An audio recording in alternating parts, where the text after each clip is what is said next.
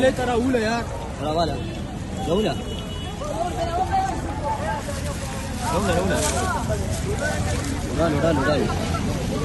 कराची सब्जी मंडी में shadow dam का पानी दाखिल हो गया है, लोग मछलियां पकड़ रहे हैं।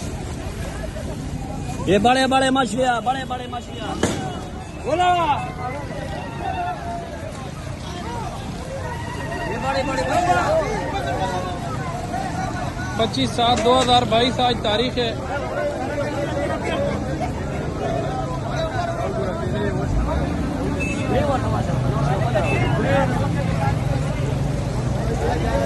ये मछलियां देखो, ये मछलियां ये कराची का मंडी के गेट पे पकड़े।